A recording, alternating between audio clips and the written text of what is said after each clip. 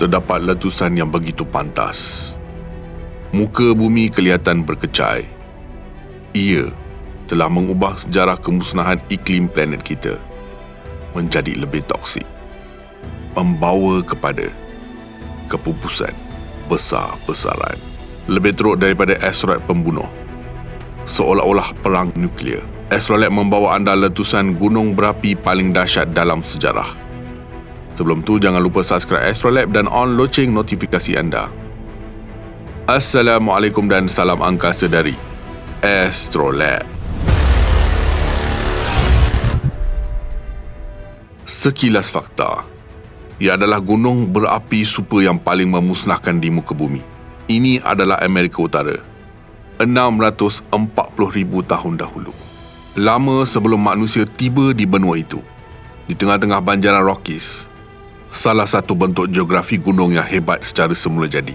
Kepulan asap yang besar mula naik tinggi ke atmosfera, dan tidak lama kemudian, jerebu berasap menyelubungi dunia. Abu berselimut tebal tersebar di barat Amerika Syarikat. Ahli geologi telah mengesan peristiwa ini pada lekukan di tanah yang dikenali sebagai kaldera di tengah-tengah Taman Negara Yellowstone di Wyoming. Hari ini kita akan menerokai Yellowstone untuk meneliti fenomena warp dan lumpur mendidihnya.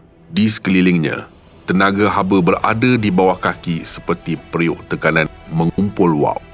Haba keluar dalam pelbagai kawah yang membara, dan air mata panas seperti Grand Prismatic yang terkenal. Air yang sangat panas naik dari jauh dari bawah tanah, kemudian menyejuk dan tenggelam semula dalam kitaran yang berterusan, dikuasakan oleh air mendidih yang bergerak naik melalui saluran sempit apabila tekanan yang mencukupi membina warp dan air keluar dalam jet yang boleh meletus tinggi ke udara. Di sepanjang sungai Yellowstone, haba yang mengalir dari bawah melembutkan batuan di bawahnya sehinggakan air yang dilepaskan oleh pencairan pantas pada penghujung zaman ais yang lalu dapat mengukir salah satu ngarai sungai yang paling menakjubkan di dunia.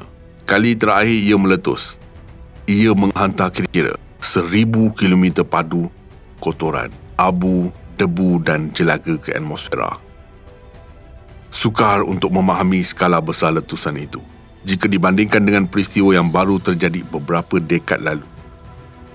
Pada tahun 1980, Gunung St. Helens meletupkan hanya 2.79 km padu abu, kurang daripada 3/10% daripada apa yang dikeluarkan oleh Yellowstone.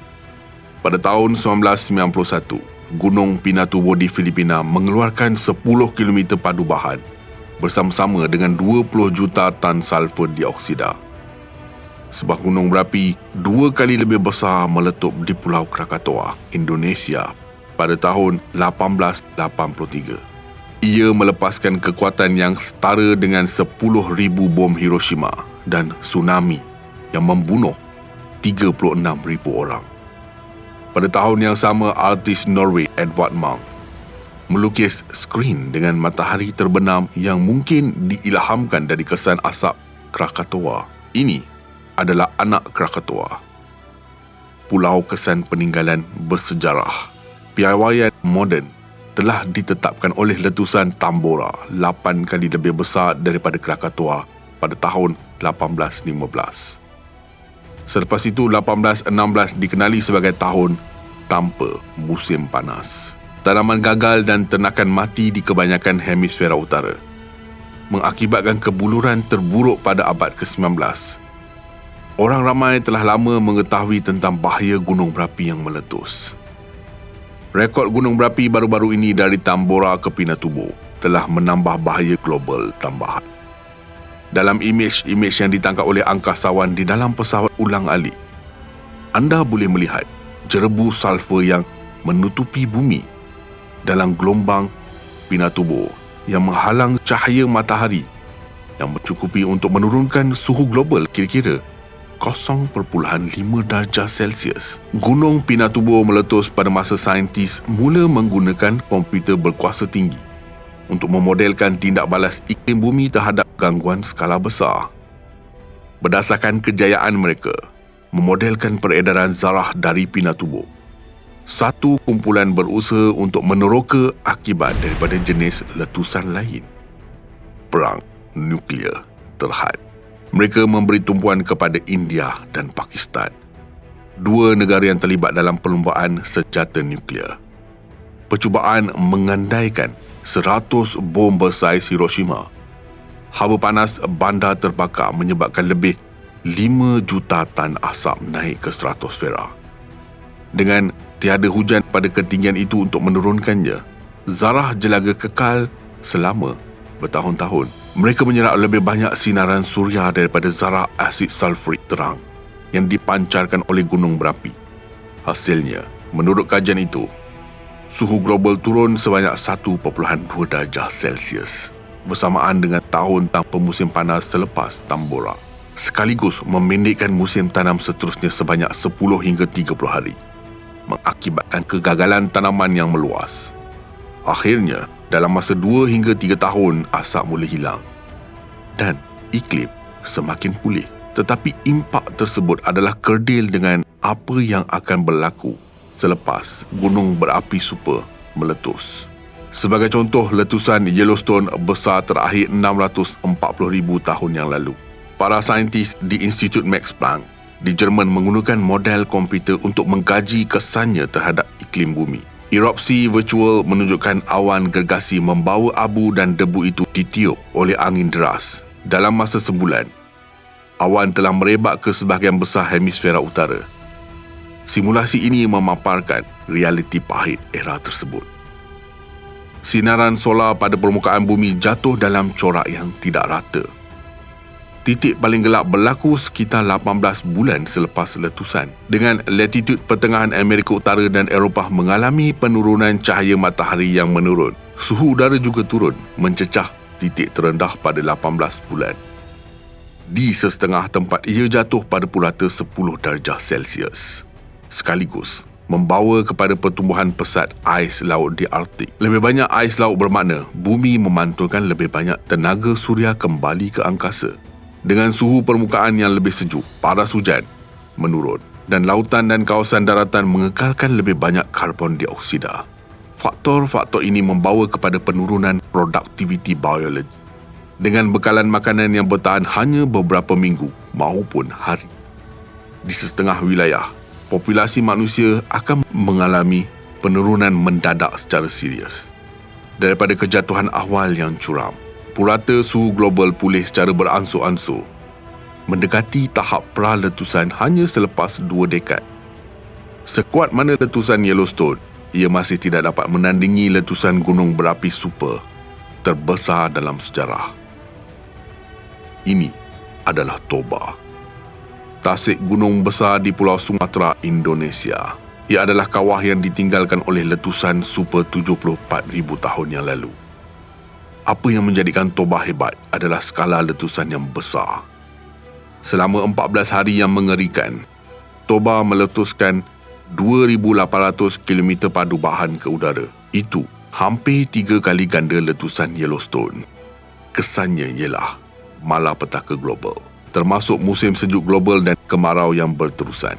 Satu teori berpendapat bahawa Toba membawa spesies manusia hampir pupus. Apakah yang menyebabkan malapetaka pada skala ini?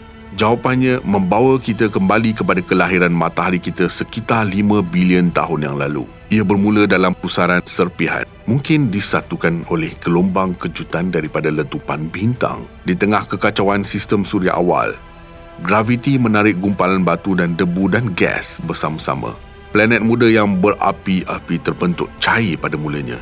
Berjuta-juta tahun lalu permukaan bumi secara beransur-ansur sejuk, tetapi bahagian dalamnya tetap panas. Tambahan pada setiap satunya dijana jauh di dalam planet oleh perebutan radioaktif, uranium, thorium dan potasium. Sehingga hari ini, tenaga haba semakin meningkat secara berterusan dari bahagian dalam bumi. Peringatan yang jelas tentang api yang menyala di dalamnya. Haba menuju ke permukaan melalui kawasan tengah yang luas yang dipanggil mantel Ia menembusi tempat kerak bumi paling nipis di tengah lautan, sekaligus menyebabkan plat-plat besar yang melapisi permukaan planet meretak, selalunya membanjiri dasar lautan dengan lava. Plat lautan ini berlanggar dengan plat benua yang lebih tebal, dan ia mendorong mereka turun ke bumi. Bersama dengan ramuan rahsia gunung berapi, air. Sesetengah batu yang bercampur air lebih mudah cair. Campuran tersebut membentuk takungan magma jauh di bawah tanah. Apabila lebih banyak magma memasuki takungan, tekanan meningkat. Itu memaksa magma naik ke permukaan dan gunung berapi meletus. Gunung berapi super seperti Toba atau Yellowstone bermula dengan takungan magma yang lebih besar. Satu kajian baru-baru ini menunjukkan bahawa semakin ia besar, semakin terapung magma di tengah-tengah batuan kerak pepejal yang mengelilinginya. Pada masa tambahan, takungan apung ini menolak ke atas rupa bumi di atasnya. Batu di atas magma mulai memecah. Saluran terbentuk untuk melepaskan magma yang semakin meningkat. Tanah runtuh ke magma, membantu mendorongnya ke atas dan keluar. Gunung berapi tidak begitu banyak meletus di mana ia meletup. Ciri terma yang terdapat di Yellowstone adalah berskala kecil. Namun, ia juga didorong oleh kubah magma yang besar di bawah tanah, dengan menjejaki corak gelombang sismik daripada gempa bumi kecil. Saintis telah dapat mengikutinya hingga ke sumbernya. 1 kilometer di bawah air permukaan memasuki lapisan batuan yang dipanaskan, kemudian memancut kembali ke permukaan di mata air panas dan geyser. Lebih dalam lagi 10 kilometer ke bawah, mereka telah menemui bahagian atas takungan magma yang besar. Ia berukuran lebih 100 km lebar dan 400 km dalam. Para saintis kini percaya ia sebahagiannya hasil daripada plat lautan Pasifik yang menyelam di bawah Amerika Utara, dan sebahagiannya adalah produk titik panas. Ia serupa dengan gumpalan magma dalam yang membakar gunung berapi Hawaii. Sepanjang 16 juta tahun yang lalu, apabila benua Amerika Utara telah bergerak seinci demi seinci di atas titik panas Yellowstone, gunung berapi itu telah aktif semula berkali-kali. Seterusnya, untuk kali terakhir, ia mengeluarkan 5,000 km padu bahan ke atmosfera, hampir 2 kali ganda daripada Toba. Toba diketahui telah meletus sekurang-kurangnya 3 kali dalam tempoh 1,000,000 tahun yang lalu. Terdapat tanda-tanda bahawa ia sedang menunggu masa untuk kejutan seterusnya. Beberapa bahagian kaldera, termasuk sebuah pulau besar di tengahnya bernama Samosir, telah meningkat kerana pengisian semula ruang magma. Saintis Indonesia baru-baru ini melaporkan mereka telah mengesan kehadirannya bermula pada kedalaman 20 hingga 100 km ke bawah. Gunung berapi tidak aktif sekarang, tetapi ia berada di salah satu kawasan paling aktif secara geologi di dunia, termasuk sesar Sumatera berdekatan dan zon subduksi Sumatera.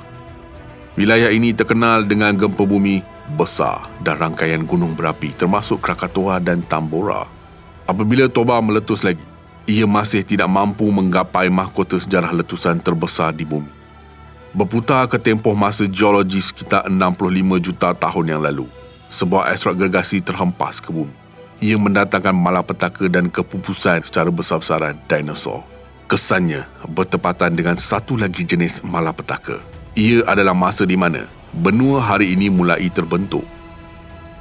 Pergunungan Himalaya mula meningkat dan India belum membentuk ke Asia.